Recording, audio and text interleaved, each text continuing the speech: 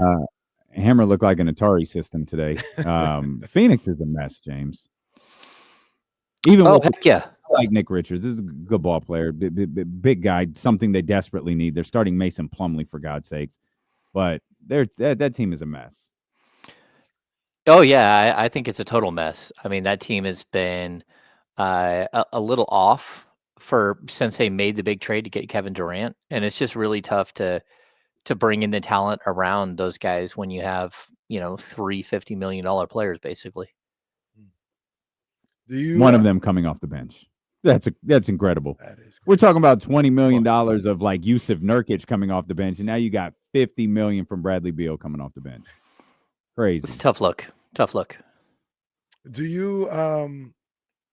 Speaking of that trade, do you like either one of those guys that got swapped out and think they would have helped the Kings? Nick Richards and Josh Okogie?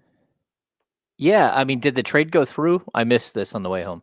It did. Yeah. So Nick Richards is headed to Nick Richards, and a first round pick is headed to Phoenix for Josh Okogie, and I'm sorry, a second round pick. I'm sorry. Nick Richards and a first round pick, second. God damn it. Nick Richards and a second. Just edit this out. Nick Richards and a second round pick are headed to Phoenix for Josh Okogie and 3 second round picks. Yeah, actually, I like all those. I like both those players. Just for where the Kings are at. Like, I think the Kings could have used Nick Richards, but again, it's difficult because you don't have sort of the draft capital to give up in that situation.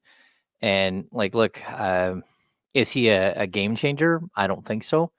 But he is athletic. He does block shots. He would be like a true rim runner type guy for Malik Monk. And as far as Okogie, I think Okogie is a very, very good defensive player.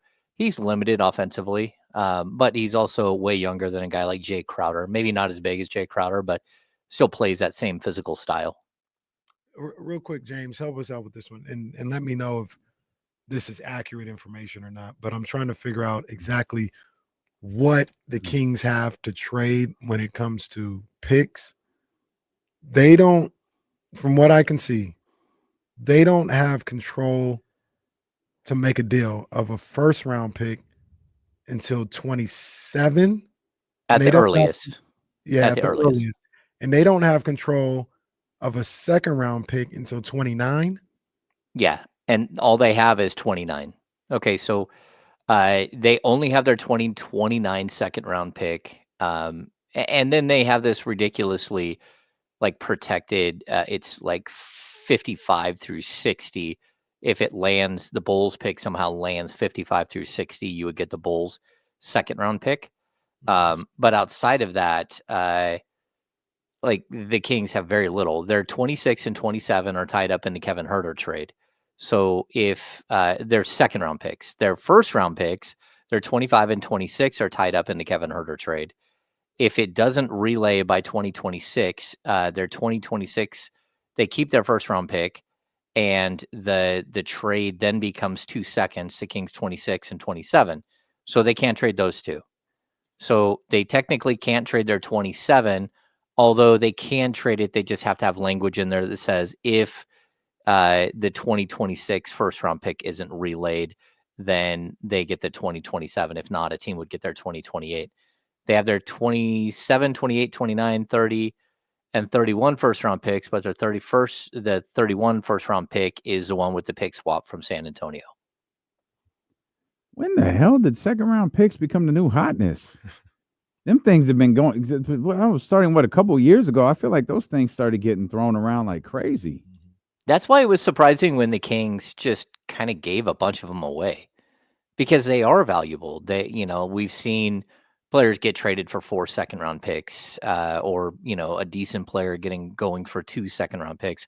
We saw the Dennis Schroeder trade where that cost Golden State 2 second round picks. Like they do have value. They have trade value, and the Kings. We went through this one day, but they gave up 2 to get Chris Duarte, and then had to give up 2 to get rid of him. They gave up 2 to dump the salary of Sasha Vezenkov and Davion Mitchell, but then got Jalen McDaniels back and needed to give up another first round pick in that deal. Another second round pick in that deal to clear up, to clear salary cap money so you could drop below the luxury tax. And so just in those 2 deals over the last year and a half, they gave up 7 second-round picks. And so they don't have any. And that's not a great deal, and not a great place to be in where you don't even have seconds to deal with. That's that's not good stuff right there by Monty McNair. Damn Wes Wilcox. They're the sweeteners. I need a couple more second-round picks to get this deal done. Because I remember at one point, like 2 years ago, I felt like they had like 6 second-round picks, and everybody They had like a suitcase of them. You're like, hey, what are you gonna do with all those second-round picks since you don't use them? Get like, Bob Woodard and Jameis Ramsey. Yeah, and Jalen Slauson, Colby Jones. Oh, yeah, Neemias Queta. Well, that one worked out. Not for us, but pretty good ball player. He what? He still don't really play. And you could have had Trace Jackson Davis too, instead of Jalen Slauson, who of course Trace Jackson Davis plays for the Milwaukee Bucks. If you didn't know, but Trace Jackson Davis, you could have had him. That was a little trickier, I think. But there was something about, what was it, Trace Jackson Davis's agent? Yeah, it was telling. Is Mike Dunleavy's brother? That's what it was. Yeah, it was. But he would have come to Sacramento. Like he would have. Like that was the one other spot that he was kind of looking at. Was kind of hopeful that if it wasn't the Warriors, it would be Sacramento. He's also looking a little funny in the light if you listen to Warrior fans. I don't. That's cool because I don't listen to them. We just tune out Drew Down all the time. We don't listen to Drew Down. Come on. Oh, man. I listen to him because this is comedy right now. Oh, it's funny right now. I'm tapped in. Yeah, it's funny. Yeah. Right now. Well, and I would tell you, Trace Jackson Davis is a player who's going to look better when better players are around him. He's an excellent passer. He's a very, very good rebounder. He scores around the rim. The only thing he blocks shots. So one thing he cannot do at all is shoot from the perimeter. I mean, he took 3 total threes in all of his college years, which were, I think he played 4 years at least. So he's just one of those guys that I think would have been a very, very nice like player that you develop behind Sabonis that has Sabonis like tendencies, and then maybe you can stretch out the shot and get him shooting threes down the road. Last night's game, Hammer, big deal, little deal, no deal. Oh, no deal. Yeah, I'm not worried about last night's game at all. You already got, the first 2 wins on the road trip to come home, with a 2-1 trip. You knew you were going to have trouble with a team that just got absolutely crushed in their previous game by like 45. And so like you're going to face a hungry team at home, and you're, in the 3rd game of a 3-game road trip. So not to be like, Giannis Antetokounmpo is one of the most difficult people to defend in the NBA. And you didn't have a great game plan to defend him, or at least you didn't follow through the game plan, because I can't imagine the game plan was to let him have space and let him get a running start at you. And we saw that a lot early on. Or the game plan doesn't matter because it's Giannis. Like everybody got a game plan. That'd be my guess. He's averaging 33 and 12. Like other teams got a game plan too. Not saying that you're wrong. Like they could have not executed the game plan or had the right one. And with a guy like that, it doesn't matter sometimes, especially like you mentioned, James. It seemed like he was motivated. That team was motivated because Doc Rivers was like, I'm never taking you out of the game. Like, we're not losing like that again. Played the whole first quarter and whole 3rd quarter. And when it got dicey in the 4th, all right, Giannis, you thought the night was over? Nope, get back in. Time to go to work. Yeah, I think it's funny too. We all play these daily fantasy sport games, right? And Kyle was talking about it today, how Giannis was his points, rebounds, and assists were astronomical. So if you think back to Domas against the Celtics, where he had 28 rebounds, scored 23 points, had 3 assists, so that total was 54. Giannis had a 57 last night. Like it's just insane how good he is and how he stuffs the entire stat sheet, and he plays defense. I'm going to ask you a difficult question, Hammer. Uh-oh. Has Kevin Huerter reached the point where he's unplayable? I would say about half the time. Yeah. Not to be mean to the guy, but Like there are games where he comes out and he hits a couple of shots and you're like, okay, this is working. And then there are other games where he's not hitting those shots and then the other team is just picking on him. And I think that that's what we've seen quite a few times. I thought he did really good in the Boston game. You go back, even defensively, I thought he held his own against Jason Tatum, which I didn't expect at all. But he got a couple of stops there, and there's some nice things that he does. And I know a lot of people think that he doesn't bring anything to the table if he's not scoring, and that's not really the case. I mean, he does rebound well for a guard. He does pass the ball. He does create, and he just, for whatever reason, he hasn't had a good season. And since Doug took over, I'd say it's even gotten worse, just because, he's needed less and less. And Doug has relied more and more on Keon Ellis and given Devin Carter extended minutes, on a couple of games too, where it ate into those minutes that Kevin would typically get. It's why the Kings, we can talk about like length and athleticism, whatever we want to talk about, as far as what this team needs. What this team needs is somebody else who can go out there and give you consistent scoring off the bench.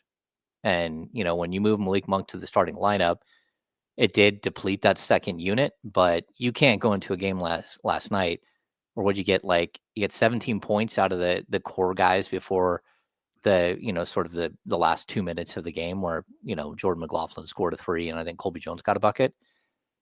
But they had a player that no one's ever heard of put up 16 on you off the bench, and you end up getting outscored your primary bench unit 39 to 17. And a lot of people are like, well, Doug and Mike, neither one of them have relied heavily on the bench. And it's like, you think that's by plan? No, it's out of necessity. Like, you don't want to lose ball games. So you're going to put your best players out there because the other guys, unfortunately, about half the nights this season have not carried their weight. And it's a difficult thing, but like Devin Carter, 0 for 5 from the field. Trey Lyles didn't exactly light the world on fire. And, to be fair, Keon Ellis wasn't in that second unit, so you would have had some points from him there. But overall, just getting outscored was not a good look by as much as they did get outscored. And they've got to rely heavily on the starters as of right now. So what do you think the solution is for that? Because you talk about an AJ Green, and he obviously he played his minutes. And I'm not trying to stall out Kevin Huerter because he numbers and everything say he's bad, but AJ Green played 30 minutes, shot the ball 13 times. You compared that to Kevin Huerter, who played 18, shot the ball 8 times. Is it one of those things where AJ Green is able to have a 16-point game because he's out there and it's either sink or swim? Or like, is the answer saying like, well, Kevin, you're not good, let's take you off? Because AJ Green, like, he was 4 or 13 from beyond the arc. Not like he was on fire, but he had the freedom to just, hey, let it go, shoot it. So I'm just asking. I don't know the answer myself. I'm just saying, like, what is the answer? Like to glue a guy like Kevin Huerter to the bench, or maybe try to empower him a little bit. No, I mean, I think the key is you keep him. You try to get him right. You try to get him on the right path, and you also look around the league and see if there's a replacement, if there's somebody that you can go get that can help you. And, again, AJ Green, I mean, he had the advantage of like all the attention was on Giannis and Dame. And so that's going to be something that, of course, he's going to get a whole bunch of wide open looks. Also, no Chris Middleton. So he had that opportunity as well. But I just don't see that the Kings have that guy. I mean, the closest thing that they have that could just step out on the court and just start hoisting shot after shot is Doug McDermott. And, he comes with his own limitations as far as defense and as far as assists or rebounds. And that's where I think Kevin Huerter does give you a little bit of a boost, that he's just flat out, he's a better defender, a better rebounder, and a better passer, a better creator than Doug McDermott. But that doesn't change the fact that, Doug is still a knockdown shooter. He's still shooting 41% from 3. And if you gave him an opportunity, there will be nights where, he has the sort of the track record that you believe he'll hit 3, 4, 5 threes in a game and sort of give you that boost. But for right now, it's very difficult. You certainly couldn't, in my opinion, couldn't put Doug McDermott and Kevin Huerter out there on the floor together for any extended period of time, not just because neither one of them are great defenders, but you don't really have the defenders around them that can support that. And so that's a problem too. Okay, well, that makes 3 of us. We don't know what to do. We don't know what to do. Fix it. I'll ask James this though, like, we all agree trying to get improvements and all this other stuff, but like he's playing tomorrow. He's on the roster tomorrow. Is he unplayable? Do you not play Kevin Huerter? Do you take him out of the rotation? No, because he's still, there are things that Kevin Huerter does that actually give you an opportunity. And he's a big guard, and people still defend him as if he hits his shots. And it's because he has a proven track record. Same thing with Doug McDermott, but Doug doesn't move as much as Kevin does. So, but I mean, I'm certainly over the idea that you need Kevin Huerter and his gravitational pull. I thought the Kings really missed Malik last night. Now, Malik wasn't going to stop Giannis. Be clear about what we're talking about. Giannis Antetokounmpo beat the Kings' ass last night. The Milwaukee Bucks beat the Kings' ass last night. But, in those moments where, KC's been talking about, when you get into a deficit like that, especially an early one, you're not going to erase it all at once. Just chip away. And remember, I think KC's first one was get to 15 at half, and you can start working from there.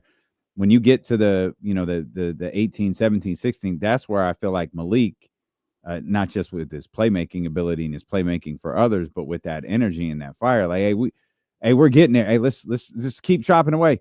Those guys, I think we hear coaches say it all the time.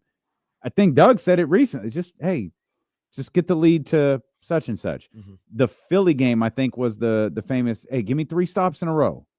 3 stops in a row, and we'll go from there. Like, they take mental markers like that, and I think Malik is, no pun intended, a king at doing that. And, man, they missed him last night. Yeah, I mean, I've said this a bunch of times. The player who always misses him the most is Domas. Domas had a big game, what do you have, 16, 10, and 9? But it said those other 4 opportunities at the rim he didn't get because he didn't have somebody feeding him.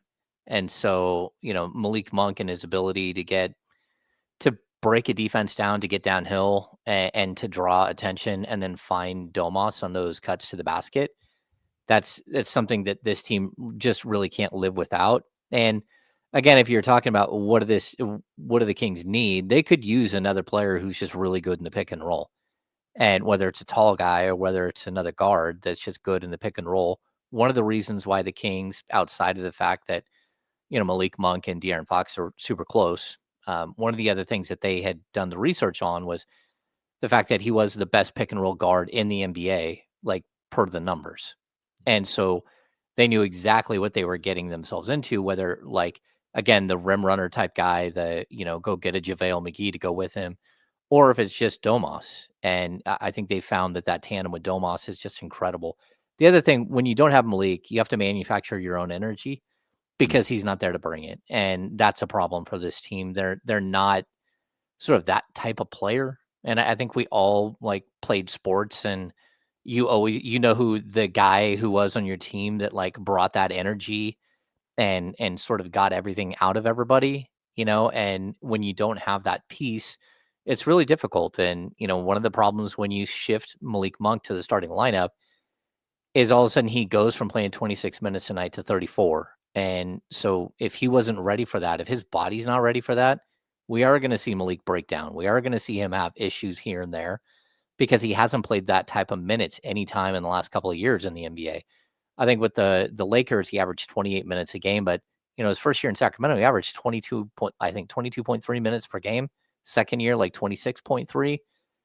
So when you bump him up to 34 minutes a night, all of a sudden you are going to run the risk of, number one, burning his legs out, but number two, having him start to break down and have a couple of injuries here and there, which is probably a little bit of the residual of what we're seeing right now. They lose to Milwaukee. It wasn't a close game. But you go 2-3 on this little short 3-game road trip. Is there anything frustrating about that after, seeing last night and seeing, maybe because it wasn't a close game, maybe that frustrates some people, but I think we're all in the belief here that we said it before the game yesterday. 2 out of 3, everything's all good. But after actually living through the loss yesterday, do you think there's anything frustrating about the road trip as a whole? No, not at all. I mean, again, if you would have told me at the beginning that I'll give you 2-1 on the trip, will you take it? I would have said, yeah. Like, there's no way that I saw them going 3-0. And to be honest with you, I saw them going 1-2. And you were hoping that they didn't get clubbed so bad in Boston that you had some residual that held over into the Chicago game and cost you the Chicago game as well. So, like, look, I think everyone should, be hopeful that this team wants to be greedy and go win them all. But, like, be realistic. Like, this is a team that, is turning things around. They took this huge leap forward.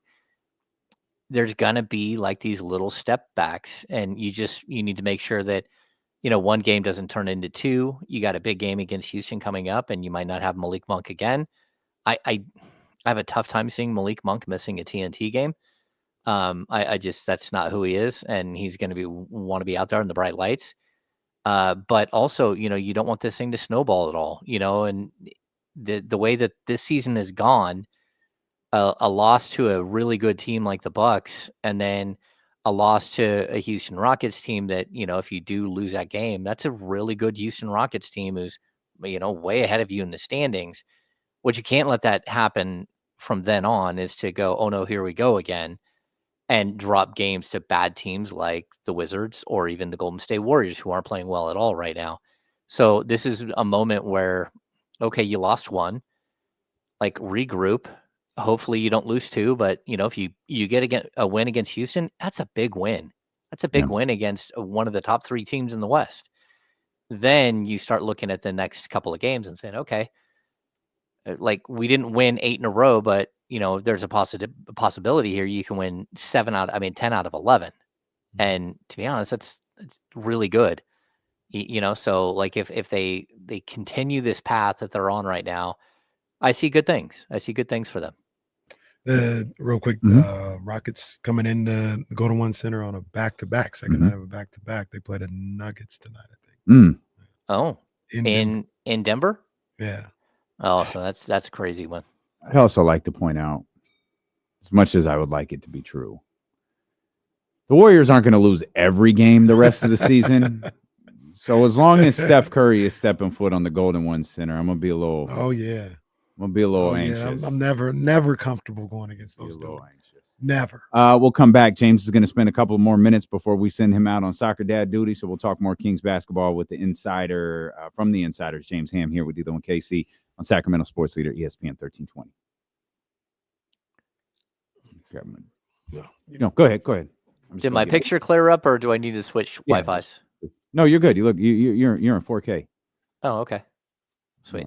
4K, my friend. I forgot my phone in the other room. I'll be right back. Okay. Guess it's just the hell with me. I'll stay here by myself then. Me in the chatty house. Oh, isn't it Wednesday? What's Manny, you got to get your call in today.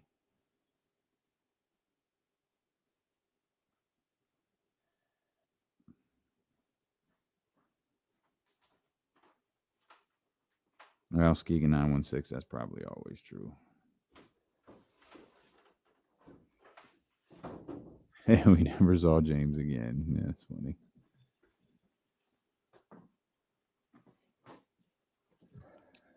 Where's Leandro Barbosa? That's a good man. I mean, that's a good question. Where is Leandro Barbosa?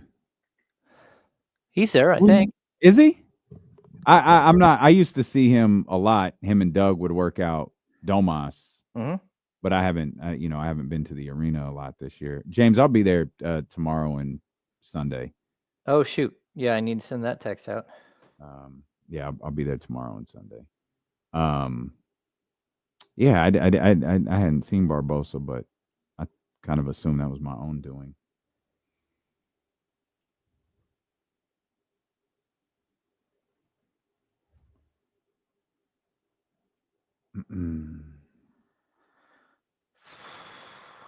Okay, Thursday, Sunday, Wednesday, right? Thursday, Sunday, Wednesday. Yeah, I think I'll probably do all 3. Okay. I just sent the text out. I'll reply to it so you have it.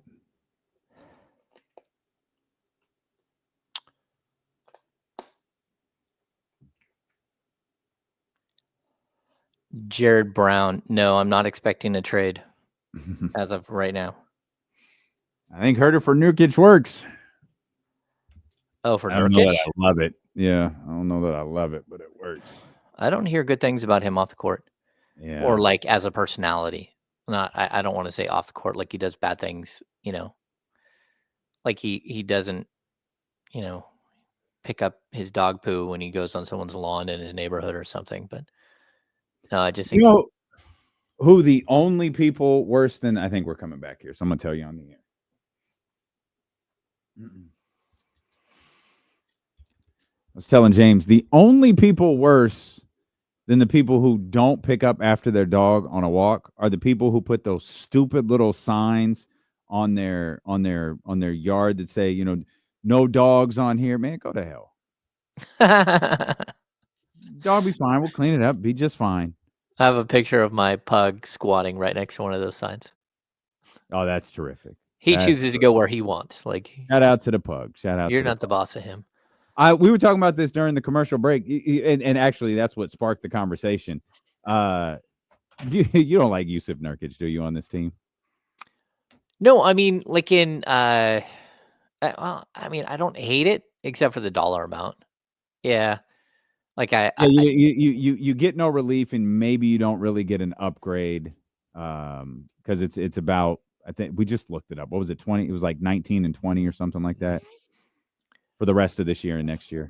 No, I'm not taking that, especially when like Jonas Valanciunas is out there, and he's a 3-year 30, so 10, 10, and 10. I would much rather have that than I would a situation where you're bringing in a guy that you're like, I don't know how he fits, type deal.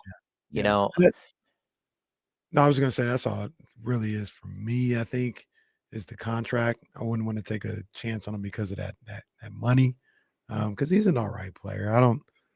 Phoenix got him looking like he's the problem, and that's not. I don't think that's necessarily fair, but I like Valanciunas better in that scenario. I think it's interesting. Every big man that goes there is the problem, So whether it's Ayton and now it's Nurkic. I mean, again, I don't hear great things as far as like locker room type stuff with Nurkic. But at the same time, I mean, there's a point in his career where I think he had 6 blocks against the Kings one night and like 8 assists. Like he can pass, he can rebound, he can hit a shot. You're just wondering if he can do all of that and that team needs that toughness and everything else. Why does he not work there? And the fact is he just doesn't. So. It's going to get loud, by the way. Like, there's going to be a lot. I mean, De'Aaron's, like, I saw Bleacher Report had their one trade idea for every team yesterday, and it was like Spurs and Keldon. I can't remember. There were 2 other players. I can't remember who. There were 3 first-round picks in that trade for De'Aaron Fox. They had a Rockets deal the other day. They didn't just switch it up to another deal in 2 days. They did. Yeah. Bobby Marks had a deal today. Oh, for De'Aaron? No, it wasn't De'Aaron. Kings would get Jimmy Butler, though. Oh, no. I think it was Trey Lyles, Kevin Huerter, DeMar DeRozan. It was a 3-team deal. Oh, I'm cool. I am too. Yeah, I'm good. Thank you, though. Yeah. Thanks, Bob. Bobby's our guy, but it's a hard pass for me, dog. No, thank you. That's a bona fide franchise killer. Like, why would anyone at this point risk that? There's a lot of evidence pointing to that's not going to end well for Sacramento. So, or anyone else. Like, right. He wants his extension. As soon as he gets traded, he wants another $100 million tacked onto his 50 whatever million owed next year. So yeah, I mean, if you're up for $175 million and a guy who decides he doesn't want to play anymore, who's 35 years old, yeah, I don't know. Good luck with that, because that's going to cost a ton to get him in your building. I'm sorry, Casey. No, are you looking at the trade? I am. Yeah, this is crazy. I just pulled it up. I'm you know what? You know what's getting me the most is the title of the article.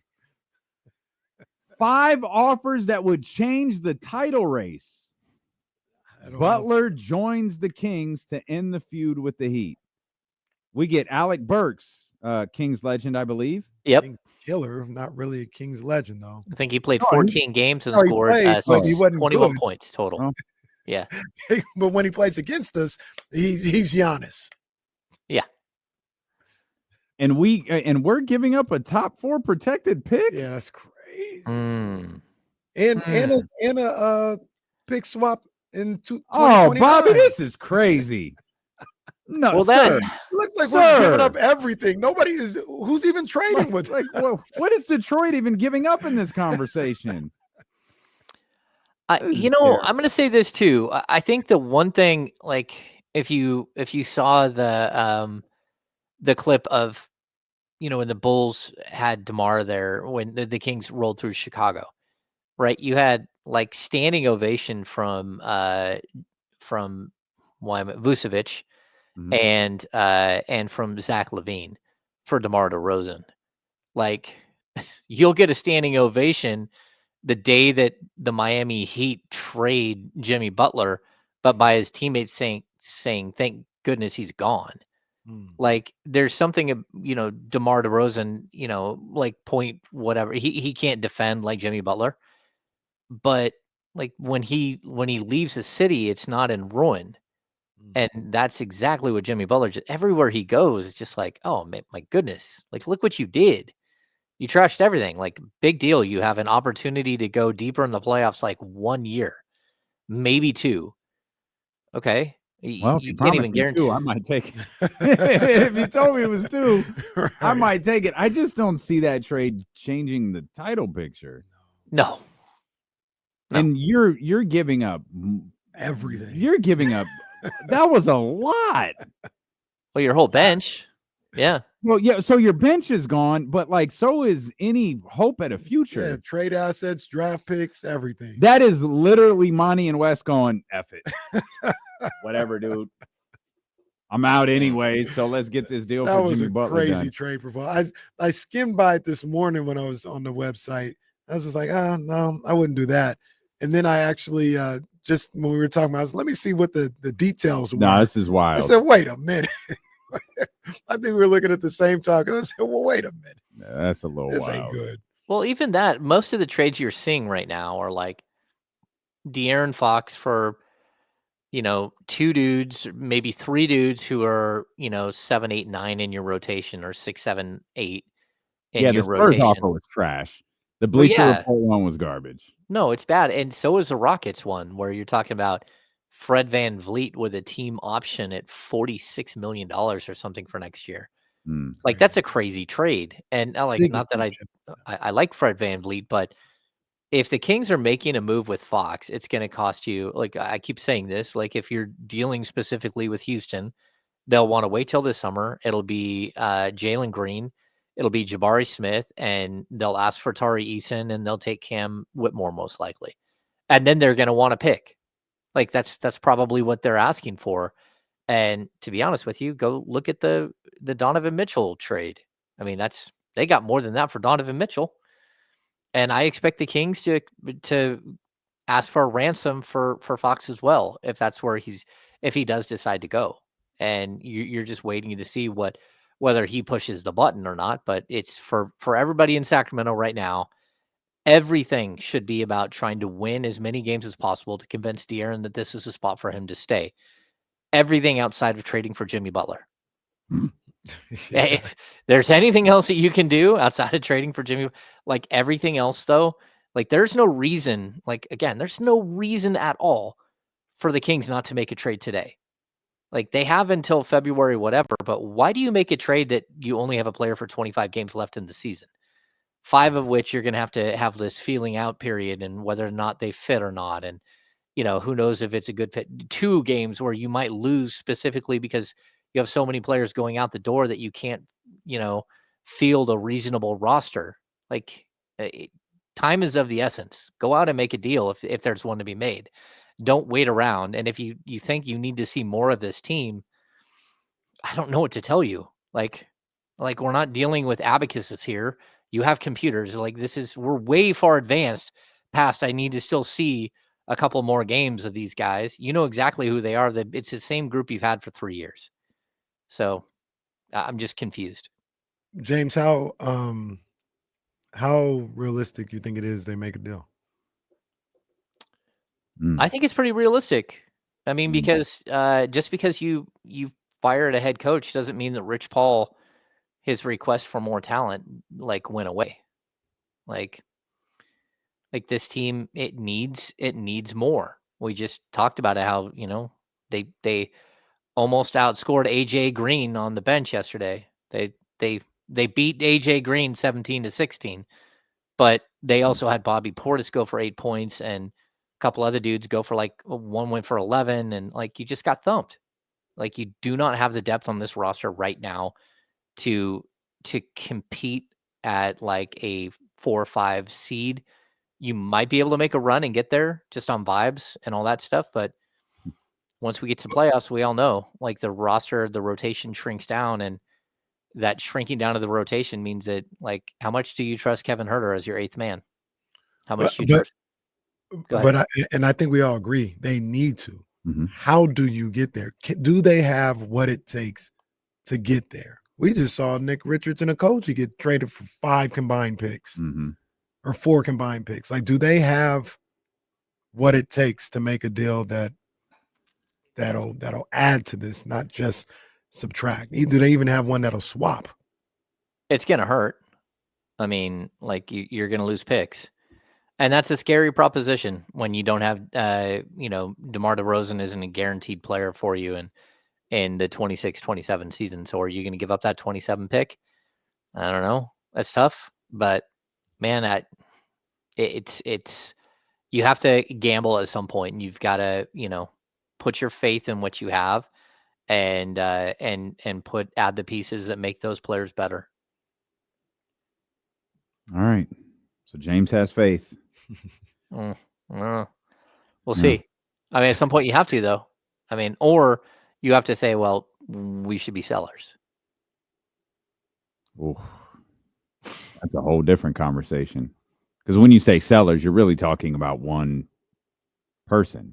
I don't know. I mean, but you can offload the other. But if you're truly selling, you're talking about De'Aaron.